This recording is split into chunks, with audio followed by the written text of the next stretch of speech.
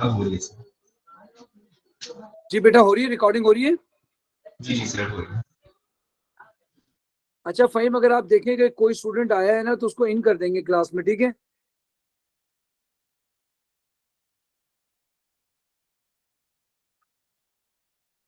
ठीक है फ़हीम। जी जी सर, हो रही है। चलो बेटा स्टार्ट कर रहे हैं, ठीक है।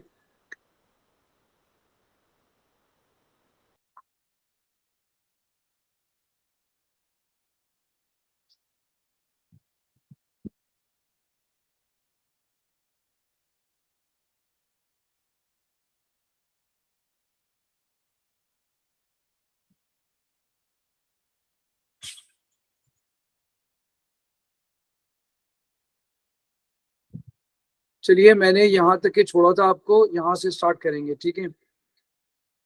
अच्छा अब आपसे पूछा है water also behave as a Bronsted Lowry acid when it dissolves CH3NH2. Explain the ability of CH3NH2 to act as a base. तो प्रोटॉन एक्सेप्टर यानी proton acceptor. Sir screen sharing हो रही है? जी बेटा स्क्रीन शेयरिंग तो हो रही है। फ़हीम आपको नजर आ रहा है जी बेटा? जी। अगर आप में से किसी को भी कुछ हो रहा इशू तो मुझे व्हाट्सएप कर देंगे, ठीक है बेटा। ये है proton acceptor, hydrogen acceptor.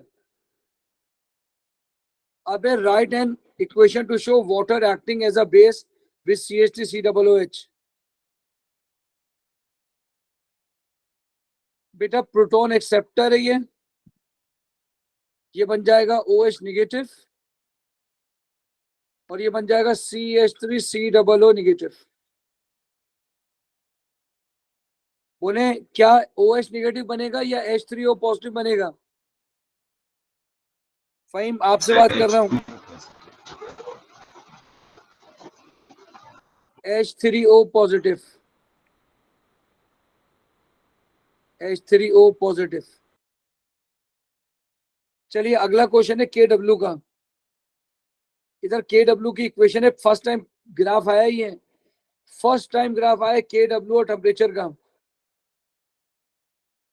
KW की एक्सप्रेशन लिखनी है तो ये तो बच्चों वाला सवाल है। KW is equal to H positive ion and OH negative ion. अगला है use information from figure 2.1 to deduce whether the dissociation of water is an exothermic or an endothermic process.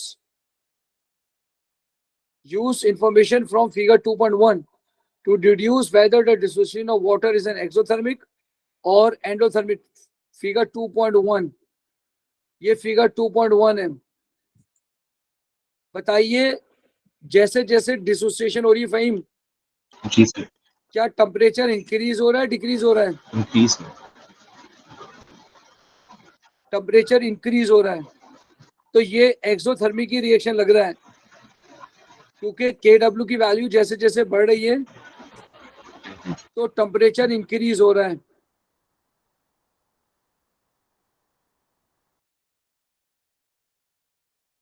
अगर इसने फिगर 2.1 नहीं लिखा होता तो शायद हम अपना आंसर चेंज करते हैं। तो लिखेंगे S the value of KW increases, as the value of KW increases, temperature also increases. So exothermic reaction. So exothermic reaction. चलिए अगला क्वेश्चन है, an equation, an aqueous solution has pH 7 at 30.0. Use information in figure 2.1 to explain why this solution can be considered to be alkaline at 30 degree centigrade.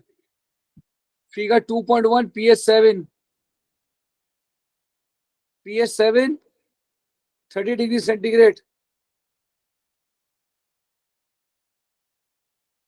बताएं Faheem, 30 degree centigrade पे KW की value क्या आ रही है?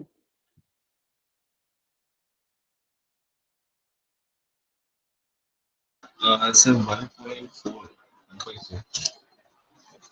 तकरीबन ये आ रही है 1-2 के बराबर है। 1.4 नहीं आ रही, 1.5 नहीं आ रही, तकरीबन देखें 1.4 1.5। अच्छा फिर से ऊपर है 1.5। अगर मैं इसको थोड़ा सा ऊपर लेके जाऊं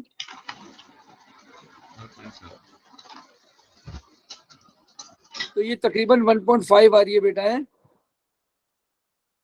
जी सर।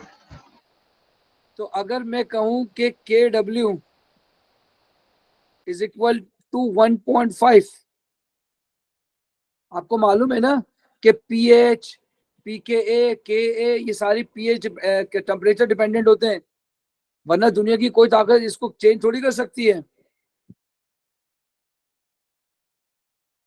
तो बताइए हाइड्रोजन आयन कंसंट्रेशन पहले निकालें कितनी होगी? 10 की पावर माइनस pH होगी। जी सर। बताएं क्या आंसर आ रहा है? सर 1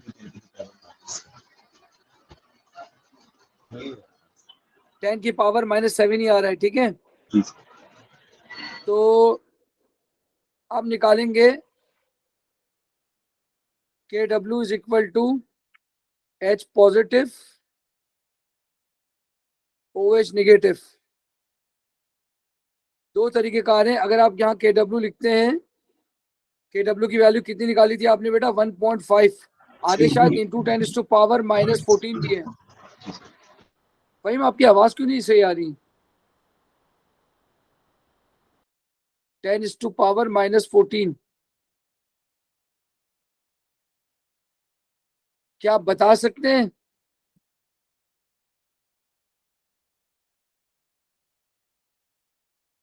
क्या क्या आंसर आएगा?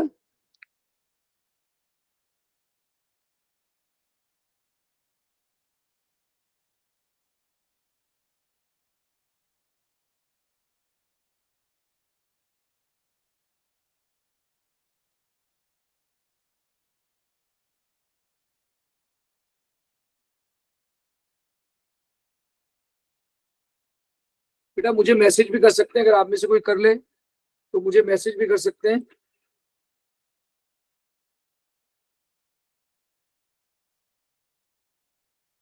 ईशा मैं अभी इसको आगे कर रहा हूँ, ठीक है।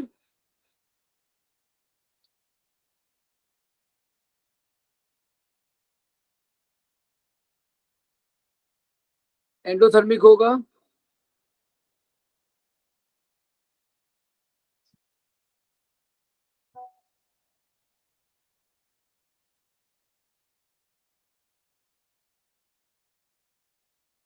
बेटा टेम्परेचर KW के साथ, मेरी बात सुने गौर से, KW जो है, मेरी बात सुने गौर से, KW आप अगर गौर से देखें टेम्परेचर, सवाल ये था कि ये एंडो या एक्सो, डिसोसिएशन ऑफ वाटर एक्सो या एंडो।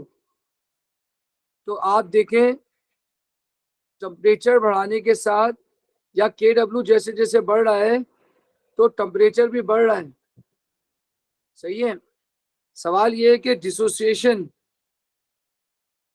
डिसोसिएशन ऑफ वाटर एक्सो होगा कि एंडो, ये सवाल है। तो अगर आप गौर से देखें कि KW की वैल्यू बढ़ रही है, टेम्परेचर बढ़ाने से KW की वैल्यू बढ़ रही है।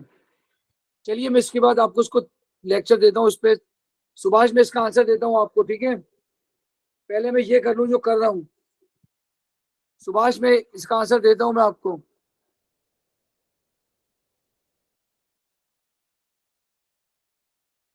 मुनीब टेम्परेचर इंडिपेंडेंट होता है, लेकिन आपको मालूम है ना KP KA KC KW सारा वो टेम्परेचर डिपेंडेंट होता है।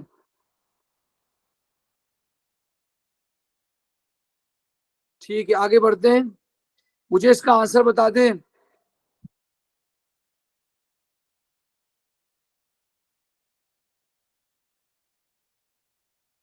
फहीम आप कहाँ हैं?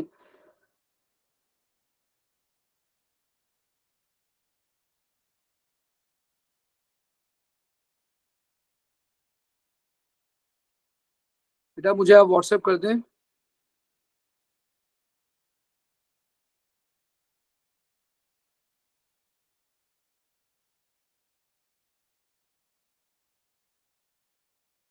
कहाँ चले गए बेटा?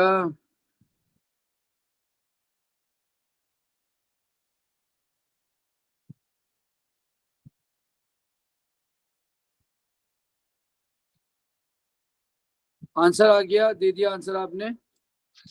1.2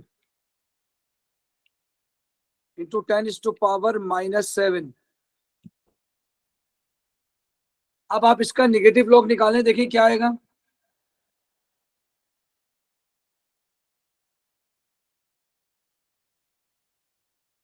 मेरी बात समझने की कोशिश कर लो मेरा बेटा, मैं क्या करा रहा हूं।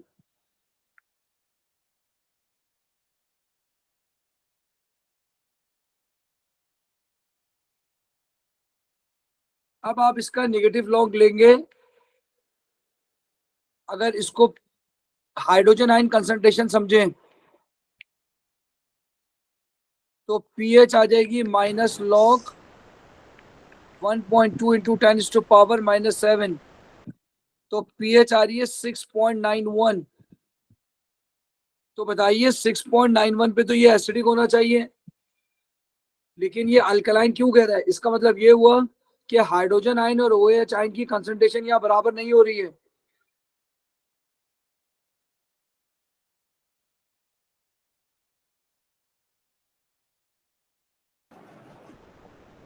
बेटा मेरी आवाज आ रही है आप लोगों को?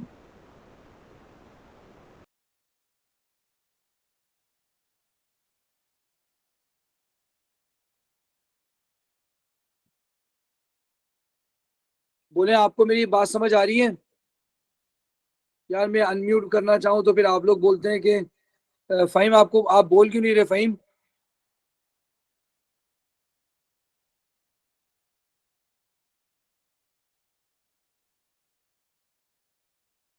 बेटा मैंने पीएच निकालनी है, अब मेरी बात गौर से सुनिएगा। यहाँ आपने क्या करना चाहिए था, मेरी बात गौर से सुने।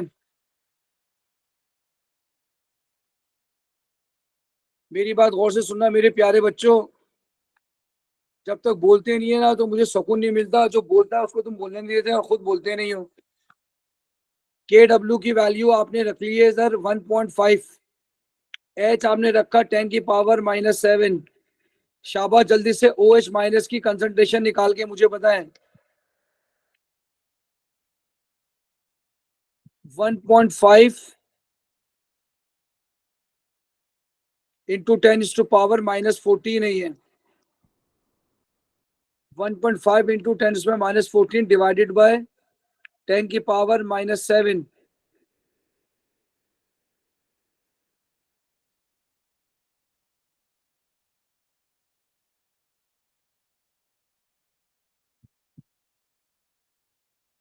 ठीक है, आवाज आ रही है।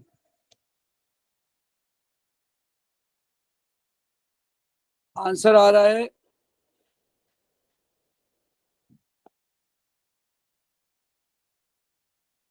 बोले इसका आंसर क्या आ रहा है?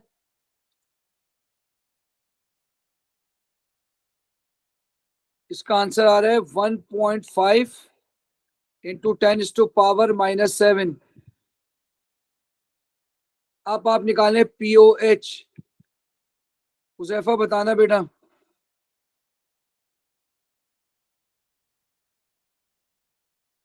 बोलो बेटा इसकी पीओ एच क्या आ रही है?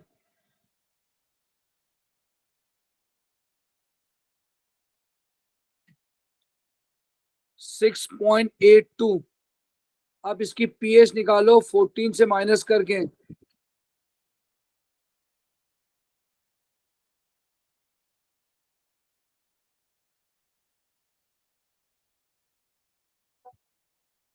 7.17। अल्कलाइन आ गई।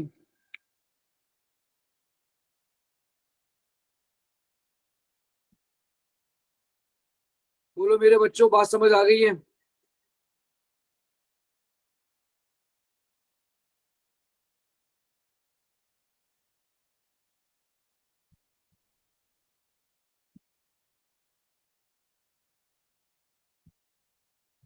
बोलो मेरे बच्चों, बात समझ आ गई है?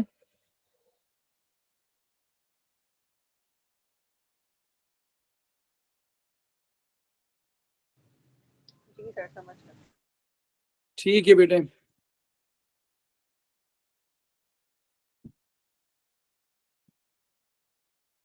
चलिए आगे बढ़ते हैं। अब अगला है, मेरे बच्चों बात समझ आ गई है? सर होस्ट आप हुजैफा को बनाएं, ही विल आंसर। ठीक है, चलो हुजैफा, हुजैफा कहाँ हो तुम?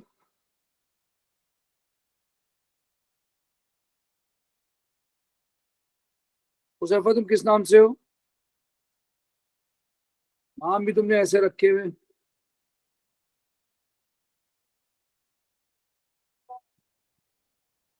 ओ हो।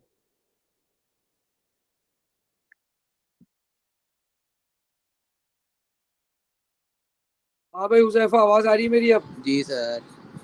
देखो फालतू नहीं बोलना, ठीक है? ठीक हो गया सर। बिल्कुल बिल्कुल पढ़ाई के बारे में डिस्कस करते रहना, ठीक है? जी सर। चलो अब मुझे बताओ, यहां तक हमने कर लिया, ठीक है? अब है three physical states of H2O have different standard entropies, right? Solid कि ये है, explain the difference in entropy value of H2O and solid and H2O liquid. बोलो सॉलिड और लिक्विड में इतना फर्क क्यों आ रहा है? हाँ भाई हुजैफा। सर वो डिसऑर्डरनेस का फर्क है, लाइक उसके अंदर लाइक ज़्यादा एनर्जी होती है उसके पास, उसमें डिफरेंस होता है, इसकी वजह से यानी ज़्यादा स्प्रेड आउट होते हैं वो। सॉलिड के पार्टिकल्स में इंटरमॉलिक्यूलर अट्रैक्शन ज्यादा होता है, तो आप लिखेंगे in solid particles orderly arranged, while in H2O liquid, ठीक है जी, while H2O in liquid there is disorderness।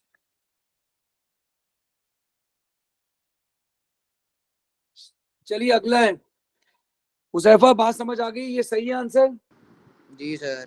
या कुछ चेंज करूं उसमें? सर मेरे ख्याल में ठीक है इसके अंदर लाइक। ठीक है जी। अगला सवाल है, explain why the increase in S is much greater when H2O boils than when it melts. बताइए, जब पानी को आप गौर से देखें, इसमें एंट्रोपी का डिफरेंस कितना आ रहा है, बताएं जरा हुजैफा। सर 22.1। क्या बात है, 22.1। और नीचे वाले में कितना आ रहा है?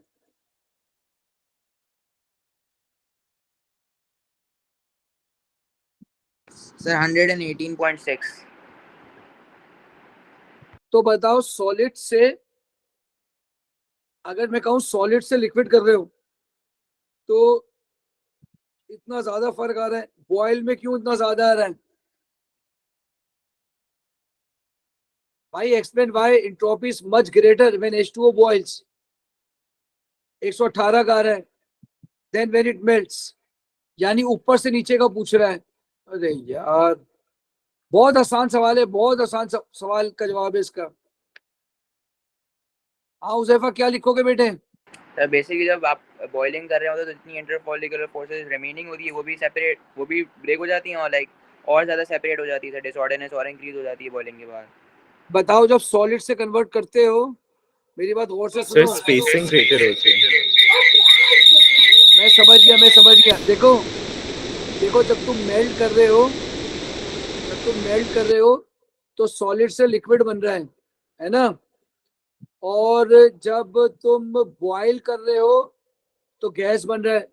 तो गैस में डिसऑर्डरनेस ज्यादा होता है एज कंपेयर टू लिक्विड। बात समझ आ रही है? पार्टिकल्स बहुत दूर दूर होते हैं, गैस के पार्टिकल्स बहुत दूर दूर, गैस की अपनी एंट्रोपी बहुत ज्यादा होती है।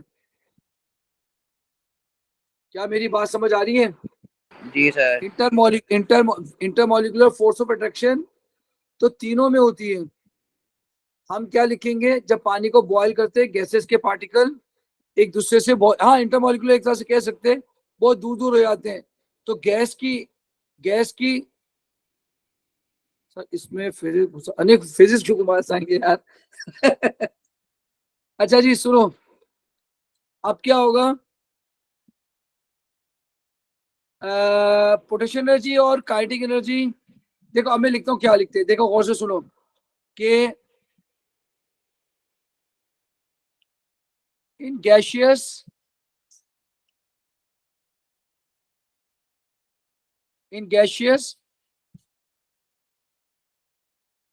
there is less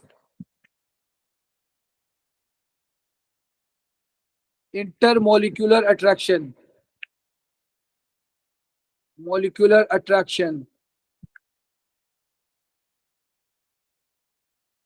more disorderness,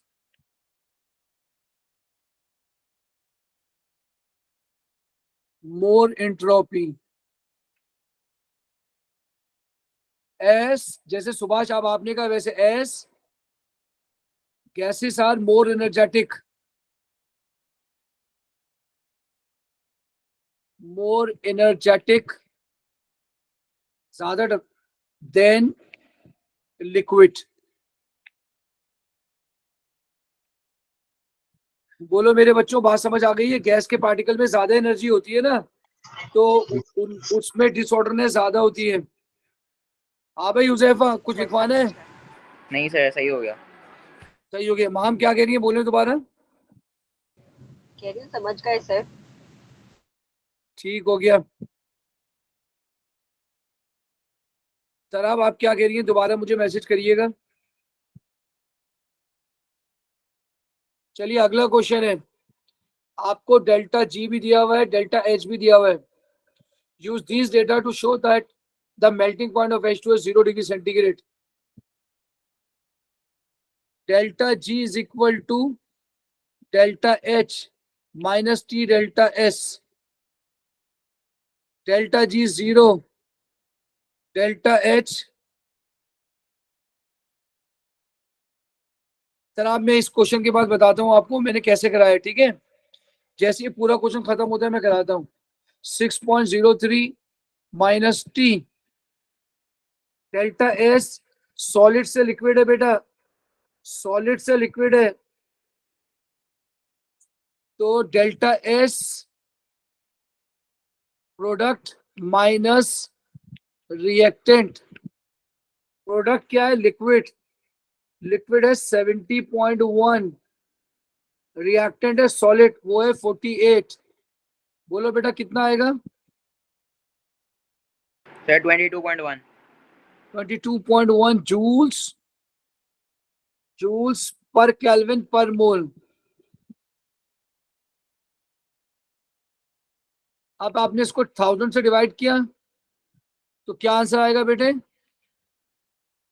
22.1 into 10⁻⁻³ kilo joule पर केल्विन पर मोल। अब आप यहां लिख देंगे 22.1 इंटू 10⁻⁻³ चाहो तो डायरेक्ट वही वाला फॉर्मूला लगा सकते हो, टी वाला। 6.03 divided by 22.1 into 10⁻⁻³ Huzaifa answer sir 272.85। 270 2.85। 2.85 तकरीबन 273 है। आप लिख लेंगे तकरीबन 273 केल्विन। तो degree centigrade is equal to kelvin minus 273।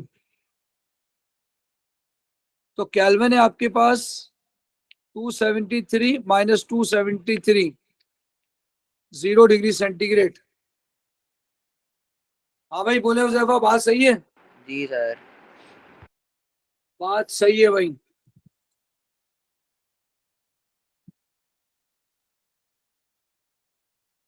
अब अगला सवाल है रिडॉक्स स्टैंडर्ड पोटेंशियल का। Standard electrode potential for zinc air battery are shown. Zinc पहला सवाल ये लिखा हुआ है, फिर इसकी इक्वेशन गिवन है, आपने जिंक एयर बैटरी की ई ऑफ द सेल निकालना है। बेटा ई ऑफ द सेल होता है ई रिडक्शन माइनस ई ऑक्सीडेशन।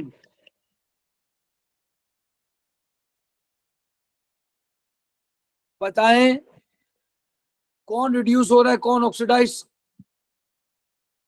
सर रिड्यूस आपके पास वो नीचे वाली इक्वेशन हो रही है ऑक्सीजन, और वो ऊपर वाला ऑक्सीडाइज हो रहा है।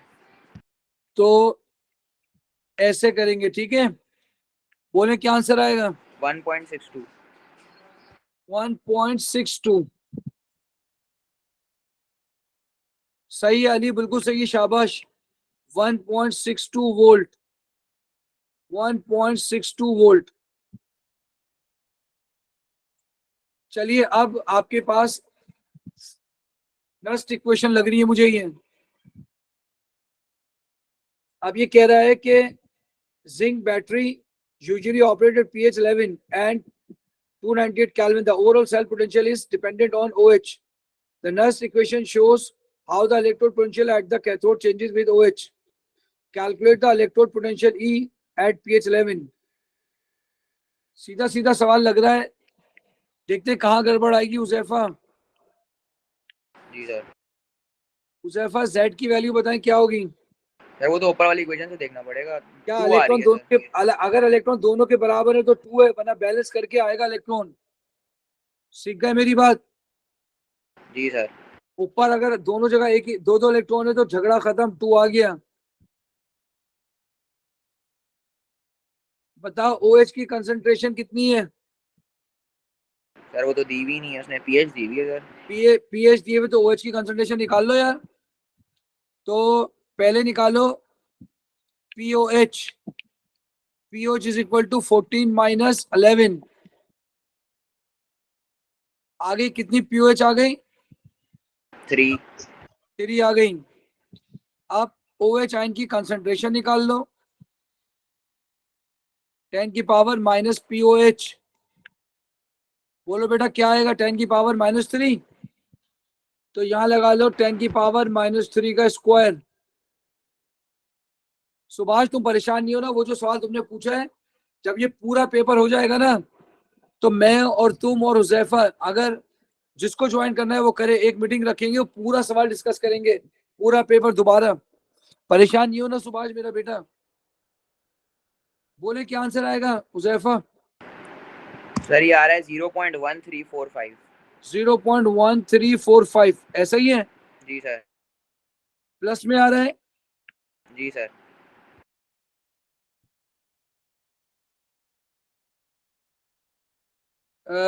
अली कह रहा है 0.577। जरा दोबारा चेक कर लेना, स्क्वायर किया था? जी सर मैंने तो स्क्वायर किया हुआ है। आप में से कोई और बता सकता है कौन, क्या ये आंसर सही है? फहीम ये आंसर सही है? ठीक है जी, फहीम ने कहा ये सही है। और भी देख ले कोई।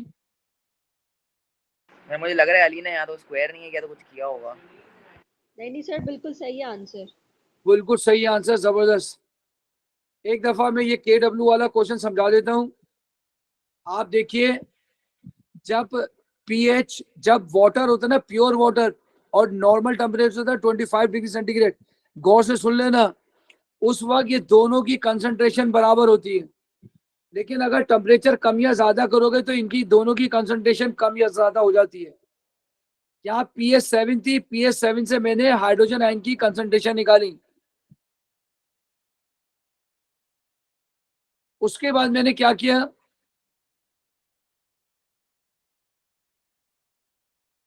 पाम क्लास हो रही है तो मैंने लिंक भी ऊपर भेजा हुआ है।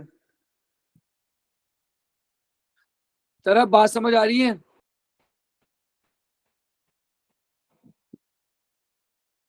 देखिए आपने क्या पूछा इशाद, सेम कब होती है? जब टेम्परेचर रूम टेम्परेचर होता है, जब 25 डिग्री सेंटीग्रेड होता है तो होता है। तरफ आपको मेरी बात समझ आ रही है? ठीक है ईशा, जी जी जी, ठीक है। तो भाई आपने यहाँ pH7 से हाइड्रोजन आयन की कंसंट्रेशन निकाल ली। जैसे ही हाइड्रोजन आयन की कंसंट्रेशन निकाली, आपने Kw की वैल्यू निकाली 1.7 इंटू 10⁻⁻7। जैसे ही आपके पास कंसंट्रेशन आ गई, आपने पीओएच से पीओएच निकाली। यह है स्टेप 1, यह है स्टेप 2, और 14 में से माइनस करके आपने पीएच निकाल ली। ये स्टेप 3। तरफ बात समझ आ गई है बेटे? ठीक है मेरा बच्चा। चलो अब जाते हैं क्वेश्चन नंबर 3 की तरफ। Iron is a transition metal in group 8 of the purity table. बेटा जैसे ही 2024 का पेपर खत्म होगा, मैं आपके क्वेश्चन लूंगा। इसके बाद जिसको जो प्रॉब्लम होगी, टाइमिंग मैं बताऊंगा आपको। 1 घंटे की क्लास होगी और डेली होगी। जब कोई मसला होगा मैं आपको बता दूंगा, ठीक है? डेली 1 घंटे की क्लास रखूंगा। आप सारे प्रॉब्लम पूछें। एक दफा पेपर 4, एक दिन पेपर 5।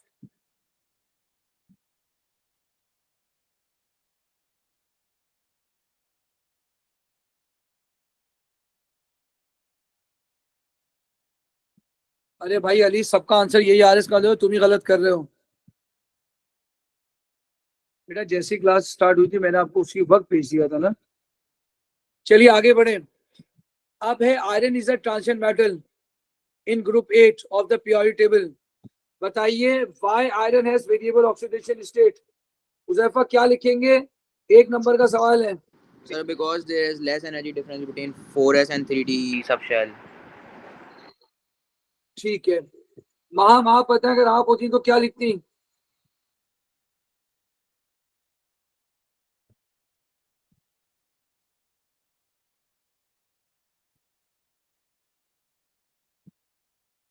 हाँ भाई उजैफा क्या बोल रहे थे? Sir, because there is less energy difference between 4s and 3d orbital, so the electrons can move into 3d and from 4s. इस वजह से variable oxidation state होती है। ये बात भी सही है। और क्या हाफ फिल्ड का नहीं बोलेंगे कि इनकम्प्लीट डी ऑर्बिटल? ये आपने बोला है। सर वो डी ब्लॉक वाली बात भी तो बोलेंगे ना, हाँ कि बेटा वो ये भी है। पार्शियली फिल्ड होते हैं। हाफ फील्ड होते हैं, पार्शली फील्ड होते हैं। जो पार्शली फील्ड होते हैं उनमें से इलेक्ट्रॉन आसानी के साथ निकालते हैं। हुजैफा आपको मेरी बात सही समझ आ बात रही है?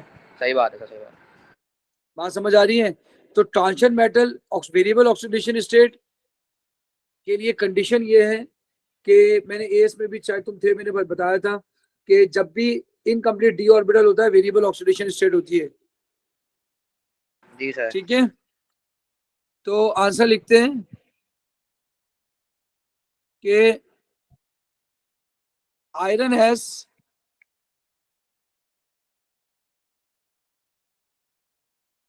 incomplete d orbital.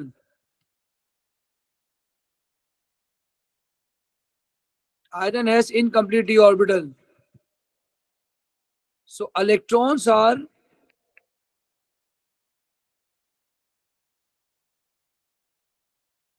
easily lost or gained from incomplete d orbital. Oxidation state का मतलब है इलेक्ट्रॉन रिमूव करना। तो बताइए क्या एस और डी ऑर्बिटल लिखना चाहिए? हुजैफा सर लाइक लिख सर, दोनों ही बातें ठीक हैं तो लिख सकते हैं। अच्छा, अगर मैं कहूं कि आयरन का 4s और 3d में इलेक्ट्रॉन तकरीब एनर्जी बराबर है, उससे चलिए ये भी लिख सकते हैं, ठीक है? जगह है तो लिख लें। देयर इज लिटिल मैंने कभी किसी मार्किंग स्कीम में ये आंसर लिखा हुआ देखा नहीं है। बिटवीन 4s एंड 3d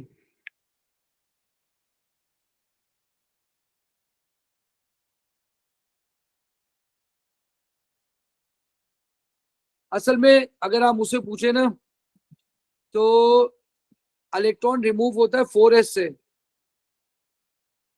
बात समझ आ रही है? अगर मुझसे पूछेंगे इसका रीजन क्या है, अन इनकम्प्लीट डी ऑर्बिटल। जी सर, ठीक हो गया।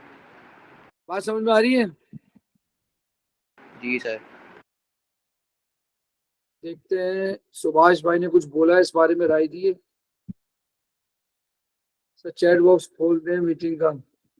नहीं बेटा, मुझे आप यहाँ पे भेजें पार्शियली फिल्ड डी ऑर्बिटल। तरफ आपने बिल्कुल सही कहा है।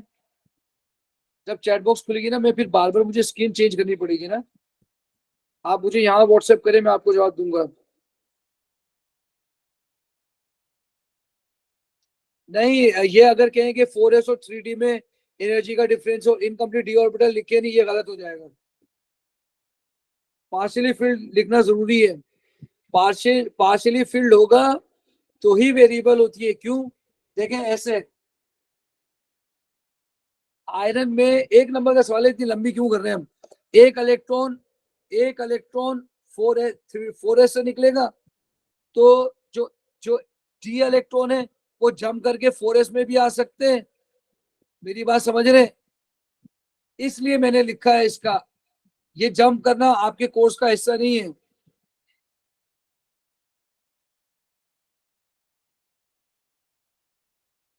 क्या आपको मेरी बात समझ में आ रही है? जी सर। जी सर। सही है, बिल्कुल सही है।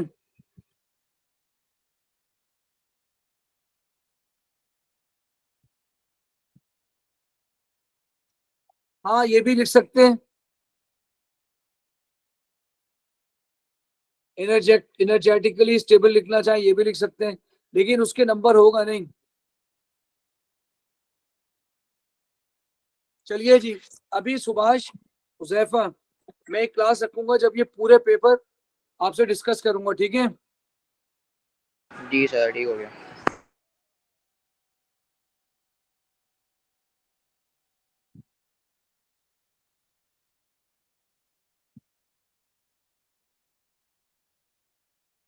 अच्छा जी, अली क्या डिस्टर्ब कर रहे हैं सर, और मुझे भूल गया आपने। आयरन थ्री की बात कहाँ हो रही है? वेरिएबल ऑक्सीडेशन स्टेट है।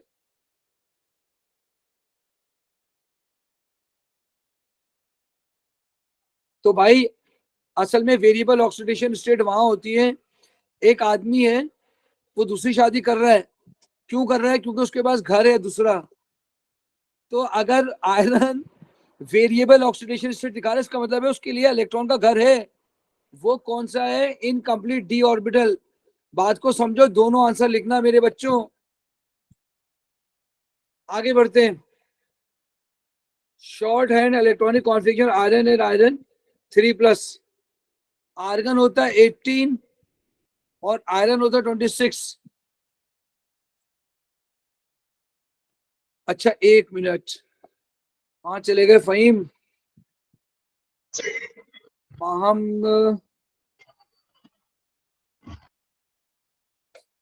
माम तुम ज्वाइन करो, बाकी तो सारे बच्चे हैं, तुम दोबारा आओ, अभी दोबारा ज्वाइन करो। ये रही।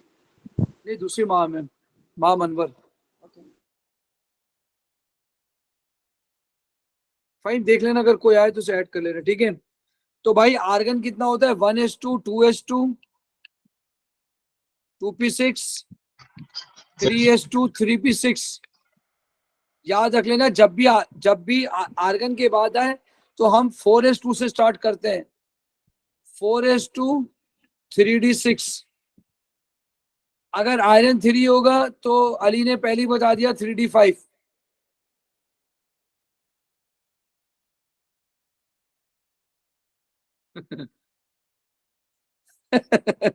अली तुम बात ना करके भी तफरिया कर रहे हो। चलो जी, अगला है एन एक्वस सोल्यूशन ऑफ। तुम्हारी वजह से अली, तुम्हारी वजह से बजाय सुभाष भी। मैम तुम दोबारा ज्वाइन करो ना, दोबारा आओगी तो हो जाएगा ज्वाइन। अच्छा जी, अगला है an aqueous solution of iron nitrate contain the complex. When solution of KSN are mixed, a color change is observed. बताइए कॉम्प्लेक्स की डेफिनेशन क्या होगी? Sir, when a ligand is bonded to through a dative bond to a transition metal ion.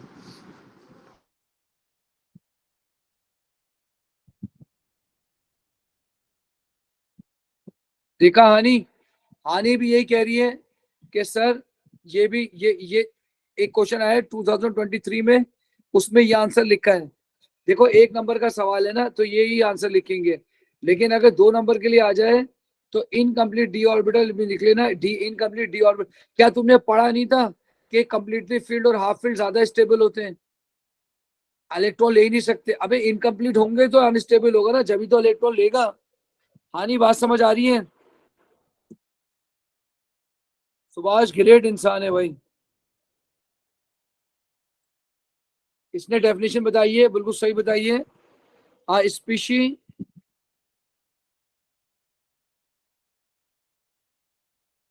या a compound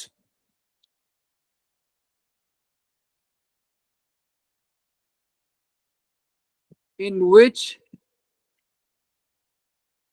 central metal, शाबाश, central metal or ion form dative bond with ligand.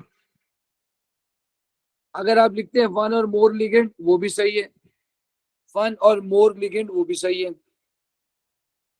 ठीक हो गया.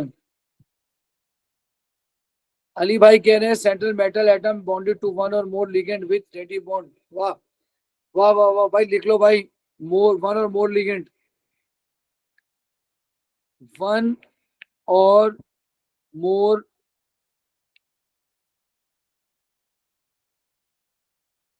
Ligands.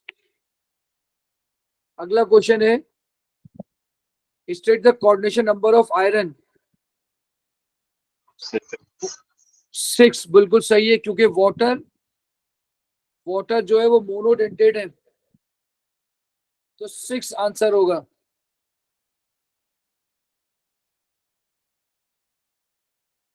यार समझ नहीं आ रहा क्या मसला है. 1 मिनट है. बाकी सारे बच्चे ज्वाइन कर रहे हैं. सर पहली लाइन जो आपने लिखी है उसका यही मतलब है कि नहीं? हाँ यही मतलब है राबिया.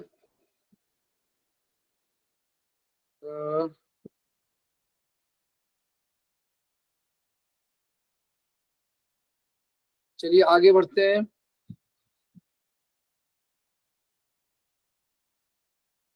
अब ये कह रहा है the HOH bond angle in water is 105 4.5. Suggest the HOH bond angle in iron H2O6. ये आ गया आयरन.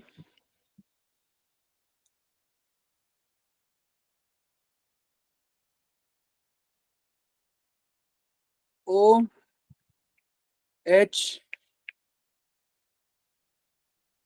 ये डेटिव बॉन्ड बन गया बेटा.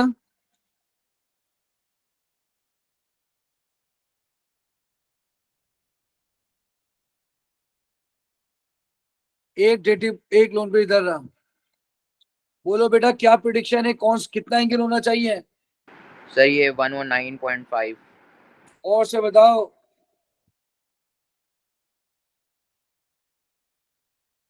नहीं सुभाष, आयरन का नहीं पूछ रहा, H2O को पूछ रहा है.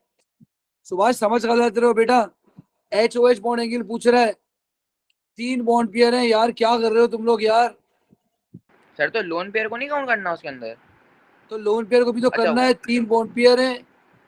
तो फिर टेट्राहेड्रल हो गया ना सर ये तो. फिर 109. भाई पहले सोच तो लो. 120 नहीं होगा राफिया. प्लेनर प्लेनर कैसे होगा? एक लोन पेयर है, 3 बॉन्ड पेयर है.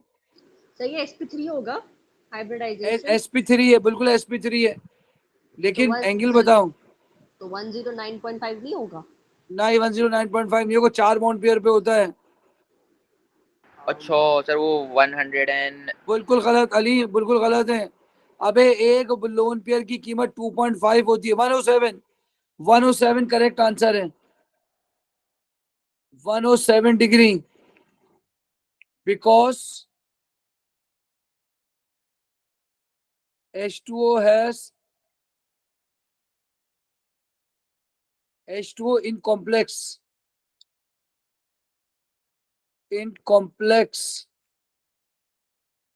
has two bond pairs, three bond pairs, and one lone pairs.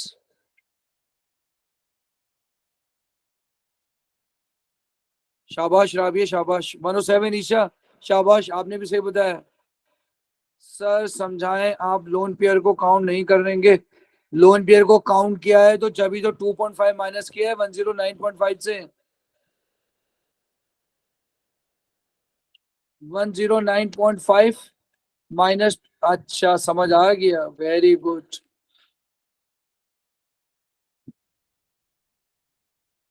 अबे एक्सप्लेनेशन कहाँ दी है अभी? बॉन्ड पेयर, तो bond pair, lone pair repulsion is greater than bond pair, bond pair. चलें, explain why iron complexes are coloured. 3 number का सवाल है, बोलो मेरे बच्चों। Sir basically Yes. when the ligand is brought near to the iron वो transition metal वो देखो मेरी बात सुनो, पहले मेरी बात सुनो। तो वो आंसर बताओ जो तुम एग्जाम में लिख के आओगे। 3 नंबर का सवाल है, ठीक है? बोलो। sir the d orbital splits into two different discrete energy levels. One is at a higher energy level, one is at a lower energy level. Then the light absorbed is complementary to the color of the light observed because different wavelengths of frequency is absorbed. बिल्कुल सही है, बिल्कुल सही है। हाँ भाई, आप में से कोई बताएगा?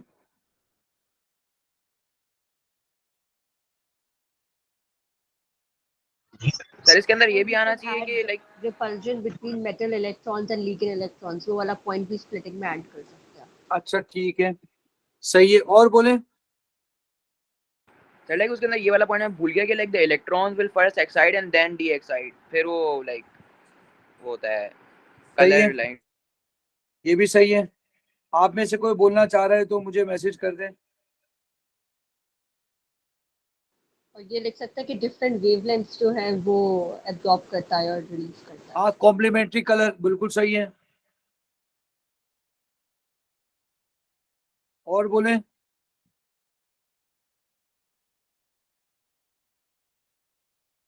हाँ मेरे बच्चों।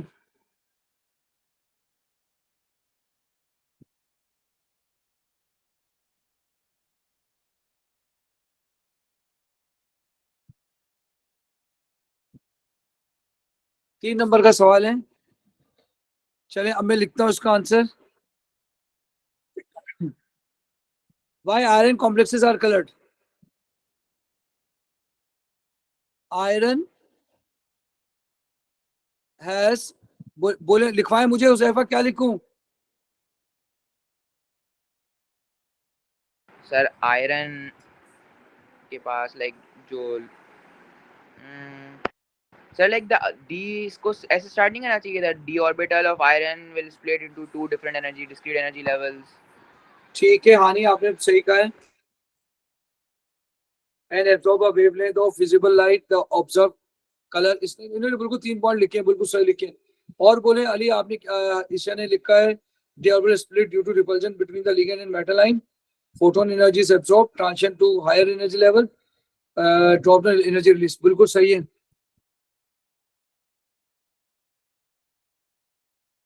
बिल्कुल सही है। और अली असद कह रहे हैं कि their D orbital split due to, माशाल्लाह माशाल्लाह, सबने सही आंसर लिखा। अली शाबाश, अली शाबाश, शाबाश शाबाश। अच्छा फ़हीम कह रहे हैं कि इट एब्जॉर्ब फोटोन, ठीक है, लेकिन स्प्लिटिंग नहीं बताई। तरफ आप कह रहे हैं partially field D orbital light is, ये भी सही है, visible in spectrum and emits, ये भी सही है, लेकिन कॉम्प्लीमेंट्री का लफ्ज नहीं लिखा आपने।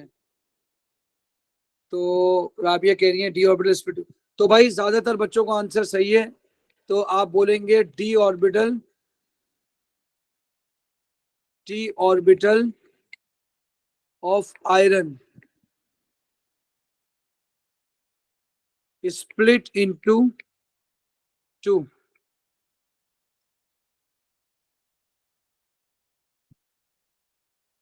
due to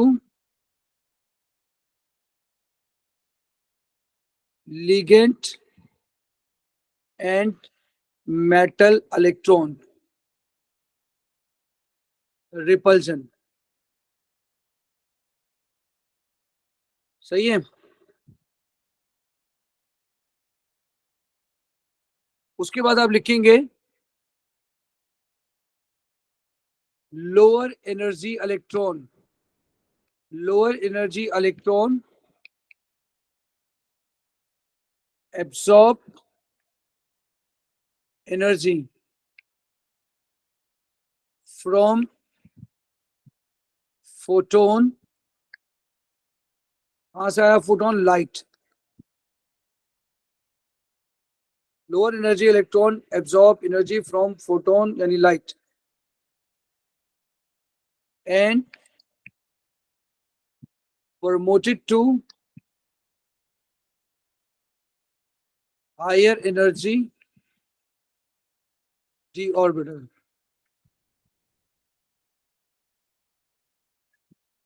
When electron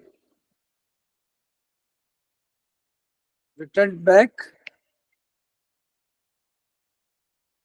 emit radiation in the visible range।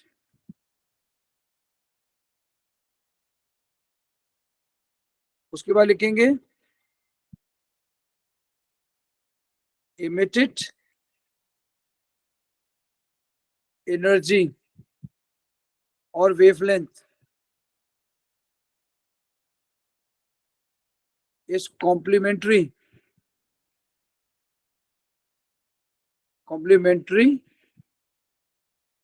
to absorbed radiation,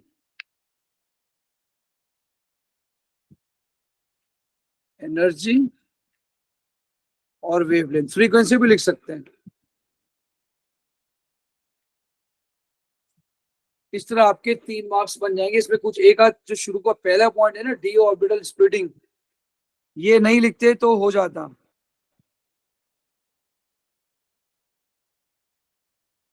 अच्छा जी, सुभाष ने लिखा sir ligand approach D orbital, बिल्कुल सही है, बिल्कुल सही है, बिल्कुल सही लिखा। So when light pass through the tangent metal complex, lower orbital electron absorb energy from the light and jump to the high। बिल्कुल यही लिखा है मैंने, सही है, बिल्कुल सही है, लेकिन स्प्लिटिंग का ना लिखे तो कोई मसला नहीं है। चलिए अगला क्वेश्चन है। अली बहुत फास्ट जा रहे हो। अगला है aqueous solution of complexes iron H2O6 and iron H2O5 HCN are different colors. Explain why these complexes are different color। देखिए डिफरेंट कलर क्यों होता है, लिगेंड की पावर की वजह से। अगर एक लिगेंड का डी ऑर्बिटल का डिफरेंस ये आ रहा है डेल्टा ई, और एक का डेल्टा ई ये आ रहा है, तो जाहिर सी बात है एब्जॉर्प्शन डिफरेंट होगी, एब्जॉर्प्शन डिफरेंट होगी, क्योंकि कॉम्प्लीमेंट्री कलर तो होता है, लेकिन जो कलर सीन होता है उसकी वेवलेंथ डेल्टा ई से डिपेंड करती है। क्या लिखेंगे, आंसर बताएं। सर इसमें हम ये लिख सकते हैं कि जितना बड़ा ये डिफरेंस इन एनर्जी लेवल्स होगा, उतना ही हाँ, बड़ी फ्रीक्वेंसी का कह सकते हैं उतनी आएगा। डिफरेंट, एक डेल्टा ई का नंबर होगा और एक जो है एब्जॉर्ब फ्रीक्वेंसी का नंबर होगा। ओके राबिया कह रही है डिफरेंट एनर्जी गैप्स, बिल्कुल सही है, डिफरेंट फ्रीक्वेंसी फोटोन और इलेक्ट्रॉन, बिल्कुल सही बताया आपने राबिया। और देखते हैं और क्या लिखते हैं बेटा, बोले।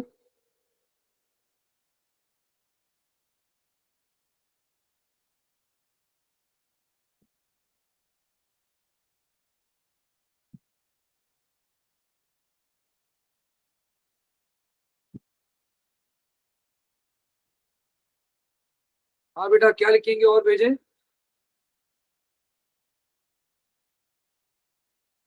तो असली ने क्या लिखा है, डिफरेंट एनर्जी गैप्स, ठीक है। So both complexes have different energy gaps, energy gap delta E due to different ligand, different ligand। पहला point,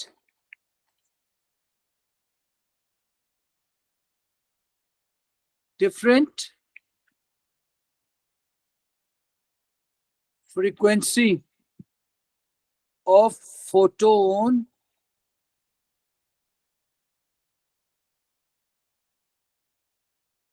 is required to promote the lower energy electron।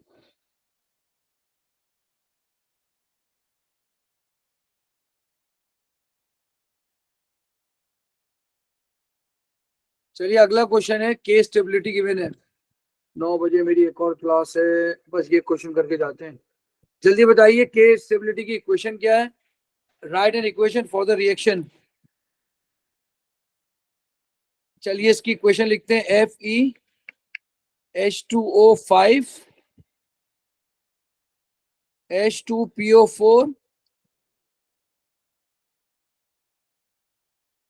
2+, इसमें डाल दिया आपने H3PO4। गलत लिख रहा हूँ, गलत लिख रहा सर हूँ, गलत ये लिख रहे हो। प्रोडक्ट है, ये प्रोडक्ट है,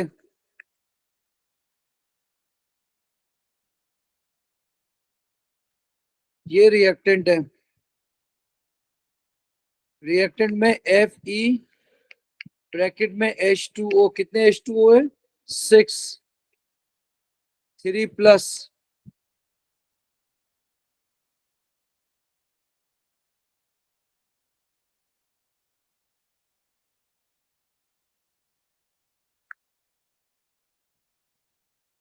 बेटा बोले कितने H3PO4, बोले लेफ्ट साइड पे कितने प्लस है, 3+ है ना, तो राइट साइड पे 1+ आना चाहिए।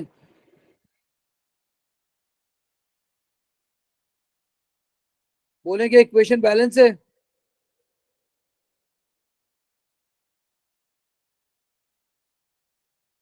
बोलो बेटा कितनों का फर्क आ रहा है, क्या फर्क आ रहा है।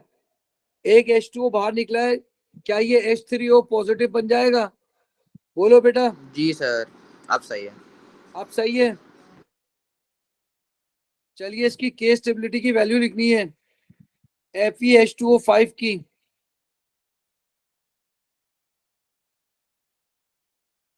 बताएं क्या फॉर्मूला लिखूं, क्या लिखूं। सर बस basically product upon reactant. Product upon reactant, तो बताएं प्रोडक्ट क्या है।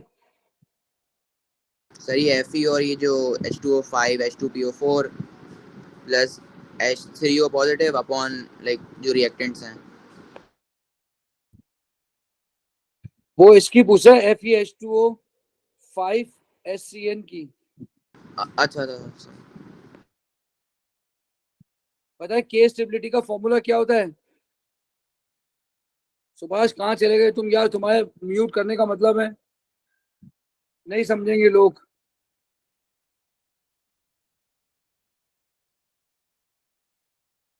Ali Asad H positive acid H देगा ना तो H3O पॉजिटिव बनेगा।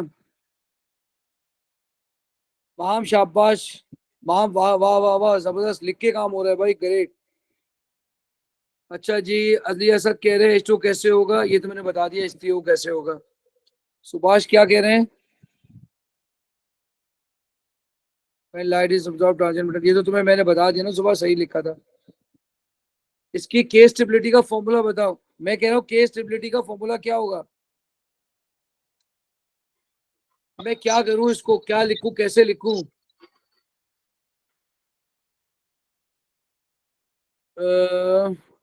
आई डोंट नो क्वेश्चन, ऊपर वाला। अच्छा ये क्वेश्चन नहीं जान रहे भाई, बताओ के स्टेबिलिटी का फॉर्मूला क्या होता है मेरे बच्चों, क्यों नहीं बोल रहे?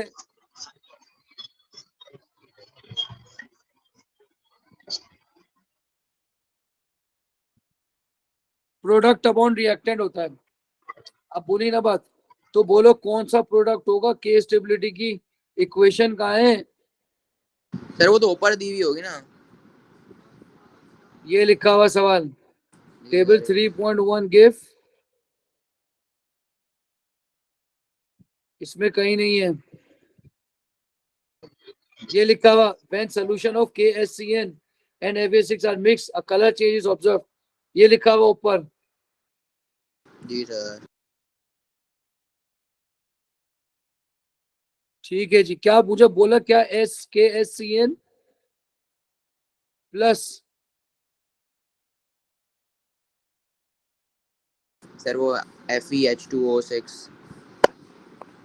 किसके साथ कर रहा है? FeH2O6 के साथ।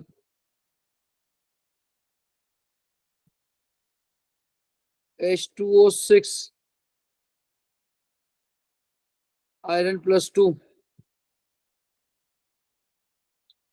क्या बन रहा है? FeH2O5 HCN2+। बोलो क्या चीज बाहर निकलेगी? सर H2O बाहर निकल रहा है।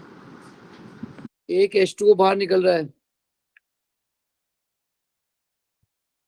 और पोटाशियम कहाँ जा रहा है?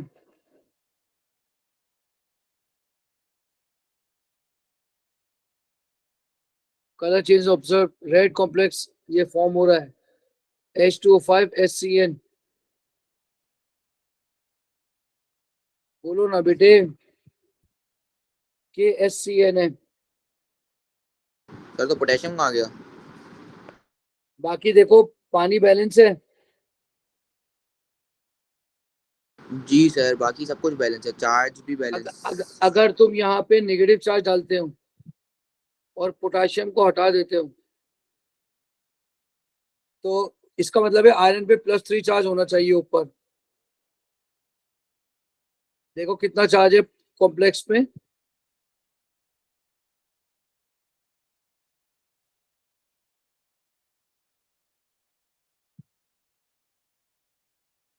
+3 है शायद, +3 है। तुम्हें मेरी बात समझ आ गई कैसे मैंने इस चीज को साबित किया? जी सर वो अब आपने। सही है, अब सही है, ठीक है। तो भाई क्या करोगे, प्रोडक्ट अपॉन रिएक्टेंट, ये रहा प्रोडक्ट,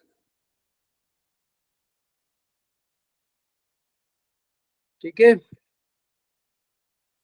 कुछ चेंजिंग करनी पड़ेगी, ये चार्जेस अंदर आ जाएंगे, ये प्लस तो चार्ज अंदर आ जाएगा,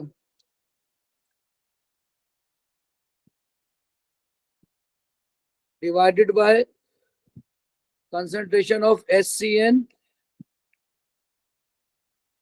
और FeH2O6, चार्ज अंदर आएगा। क्या यूनिट होगी इसकी?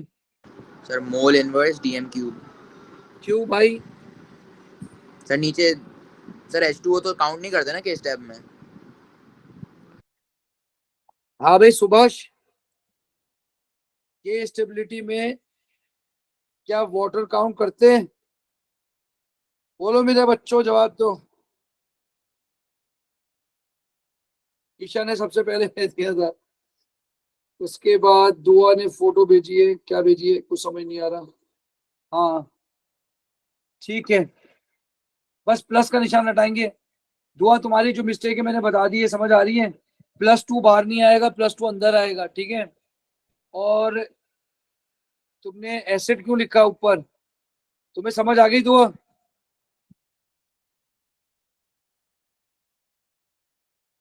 कहाँ गया के, कहाँ गया के? हटा के आईने की क्वेश्चन बना दिए ना अंकल। अबे नहीं नाराज हुआ नहीं भाई, क्या हो गया? मेरी ओ लेवल की क्लास स्टार्ट हो रही है, जल्दी बताओ। सर बताया तो प्रोडक्ट में H2O कहाँ से आ गया? In the expression no H2O in product. Equation में तो आएगा भाई, लेकिन के स्टेबिलिटी की इक्वेशन में नहीं आएगा। हानि, क्या के स्टेबिलिटी में पानी आएगा? नीचे वाली इक्वेशन से नहीं लिखेंगे दुआ, नहीं नहीं अली ने कहा नहीं, नहीं आएगा, पानी नहीं आएगा, सही है। अल्लाह ना करे पानी नहीं आए भाई, पानी के बगैर तो मर जाएंगे। मोल इनवर्स, क्या बात है, यूनिट आ रहा है mole inverse TM³ positive. Last question है, calculate the value of equilibrium constant Kc for the following equation. Equilibrium data दिया हुआ है टेबल 3.1 में, ये रहा। के स्टेबिलिटी दिया हुआ है, सही है, के स्टेबिलिटी दिया हुआ है।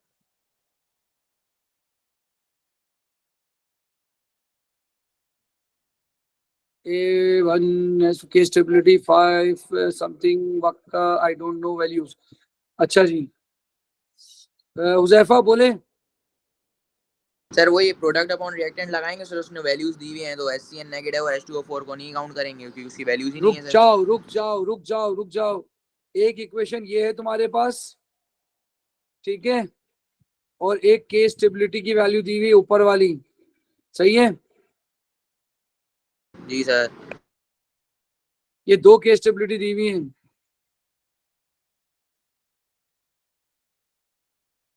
मैं कैसे नीचे लिखे उसके,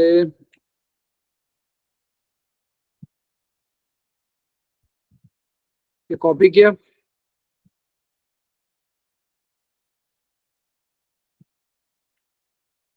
ओहो ओहो,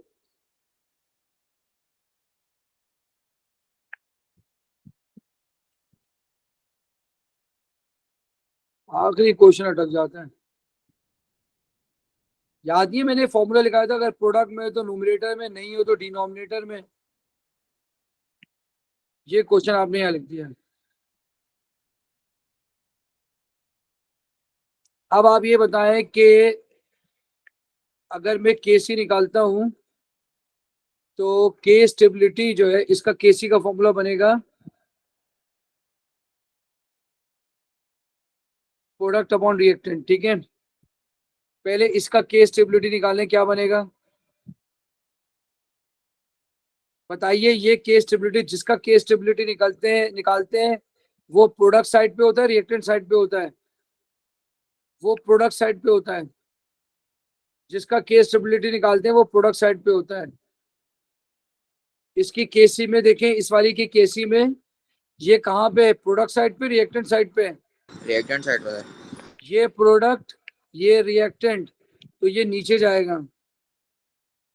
इसका नाम मैं रख रहा हूँ K1, इसका नाम रख रहा हूँ मैं K2, ये नीचे चले जाएगा। बताइए इसका के स्टेबिलिटी है, ये कहाँ होगा, प्रोडक्ट साइड पे, जी सर। और ये भी प्रोडक्ट साइड पे। इसका मतलब है ये ऊपर जाएगा K2। जिसने मेरा मेथड DI मेथड किया है उसका सही हो जाएगा, जल्दी से सवाल हो, 1 नंबर का सवाल है। तो K2 कितना है, 1.30 into 10⁻² divided by 5.90 into 10⁻1। Answer बोलो, अगर किसी को मसला है तो मुझे मैसेज करे, फिर क्लास खत्म। सर 2.20। सर देख लें ये सही है।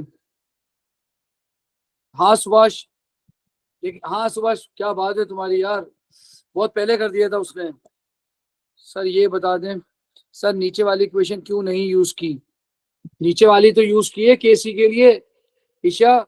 इसका प्रोडक्ट देखो, के स्टेबिलिटी का मतलब है ये प्रोडक्ट है, ये भी प्रोडक्ट है, तो इसका प्रोडक्ट, इसका क्या है प्रोडक्ट, तो न्यूमरेटर, इसका रिएक्टेंट ये प्रोडक्ट, डिनोमिनेटर। आंसर बोलें क्या होगा? सर 2.20। ईशा ऊपर वाला क्वेश्चन में तो बता दिया ना, प्रोडक्ट अपॉन रिएक्टेंट। नीचे वाली क्यों यूज करेंगे? ऊपर वाले सवाल में नीचे वाला क्यों यूज करेंगे? ईशा ईशा ऊपर वाले सवाल में नीचे वाला क्यों यूज करेंगे बेटा? ऐसा तो कभी नहीं हुआ। बेटा आंसर बोलना क्या है? सर 2.2। 2.2 क्या? 0। 0। 3 भी लगा दो। चलो बेटा यहाँ तक क्या है, क्वेश्चन नंबर 4 कल करेंगे, ठीक है? जैसे ये पेपर खत्म होगा मैं क्यूरी क्लास लूंगा, ठीक है? एक दिन क्यूरी क्लास, एक दिन पेपर 5, जिसको जो पूछना है उस क्लास से पूछेगा, ठीक है मेरे बच्चों? जी सर। सुबह फाइम रिकॉर्डिंग स्टॉप करेंगे तो फिर मैं बंद करता हूँ क्लास। अहमद बस बिल्कुल स्टार्ट कर रहा हूँ मेरी A2 की क्लास।